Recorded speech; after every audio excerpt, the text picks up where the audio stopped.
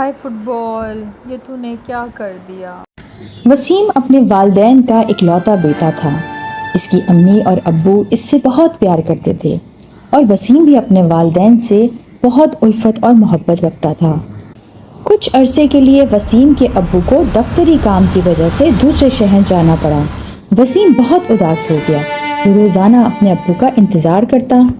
ایک دن وہ اپنے دوستوں کے ساتھ کھیل رہا تھا کہ دیکھا والد صاحب آ رہے ہیں۔ دوڑتا ہوا اپنے والد سے چمٹ گیا۔ وسیم کے ابو نے بیگ سے نکال کر ایک خوبصورت سی چھوٹی سی فٹ بال تحفے میں دی۔ وسیم کو فٹ بال بہت اچھی لگی اور اس کی خوشی دوبالا ہو گئی۔ وسیم فٹ بال لے کر اپنے دوست بسام کے ساتھ باغ میں کھیلنے لگا۔ بسام نے پوچھا، فٹ بال بہت اچھی ہے، کہاں سے آئی؟ میں نے نہیں خریدی، بلکہ میرے والد میرے لیے تحفے میں لے کر آئے ہیں۔ پھر دونوں کھیل میں مصروف ہو گئے۔ کھیلتے کھیلتے کافی وقت گزر گیا تو وسیم نے اپنی والدہ کی آواز سنی کہ وہ بلا رہی ہیں۔ وہ اپنے دوست بسام کو رخصت کر کے واپس گھر میں داخل ہوا، کھانا کھایا اور پھر واپس نکل گیا۔ لیکن یہ کیا، وہاں فٹ بال موجود ہی نہ تھی۔ وسیم کو بہت افسوس ہوا اور وہ اپنی والدہ کے پاس دوڑا اور اس نے اپنی امی سے کہا، میری فٹ بال بسام لے گیا ہے، اس لیے کہ بسام کے علاوہ اور کون اٹھا سکتا ہے؟ یقیناً بسام نے ہی چوری کی ہوگی اور وہ مجھ سے پوچھ بھی رہا تھا کہ اتنی اچھی فٹ بال کہاں سے آئی۔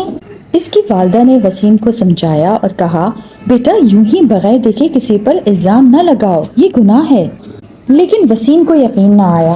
وہ فوراً بسام کے گھر گیا، بڑے نامناسب اور غیر مہذب طریقے سے تحقیقات کرنے لگا۔ بسام نے کہا، میں نے تو اس کے بعد دیکھی بھی نہیں۔ وسیم گھر واپس آ گیا اور اپنی امی سے کہا، بسام نے ہی چوری کی ہے اور وہ مجھ سے جھوٹ بول رہا ہے۔ اس کی والدہ نے کہا، بیٹا تم نے باغ میں تلاش بھی کی ہے، جاؤ ذرا باغ میں تلاش کرو، شاید وہیں ہو۔ وسیم نے باغ میں تلاش شروع کی تو فٹ بال ایک درخت پر لٹک رہی تھی۔ پھر اسے یاد آیا کہ وہ خود یہیں تو چھوڑ کر گیا تھا۔ واپس آ کے والدہ کو بتایا اور شرمندگی سے اس کی نگاہیں جھکی ہوئی تھیں اور رنگ پیلا پڑ گیا تھا۔ اس کی والدہ نے کہا، چلو آج تمہیں ایک سبق حاصل ہو گیا، ساری زندگی نہ بھولنا، اور تم نے جو اپنے دوست پر بلا تحقیق الزام لگایا ہے نا، اب فوراً جاؤ اور اس سے معافی مانگو۔ چنانچہ وسیم نے فوراً بسام سے معافی مانگ لی۔ پیارے ساتھیوں، تہمت اسی کو کہتے ہیں کہ بغیر تحقیق کے اپنے کسی ساتھی پر الزام تھوپ دینا، جبکہ اس نے وہ کام کیا بھی نہ ہو۔ اس کو بہتان اور بدگمانی بھی کہتے ہیں۔ سورہ حجرات میں اللہ تعالیٰ بدگمانی کے حوالے سے قرآن پاک میں فرماتے ہیں، یا ایھا الذین آمنوا اجتنبوا، اے وہ لوگ جو ایمان لائے ہو بچو، کثیر من الظن، بہت سے گمانوں سے، ان بعض الظن اثم، بے شک بعض گمان گناہ ہے۔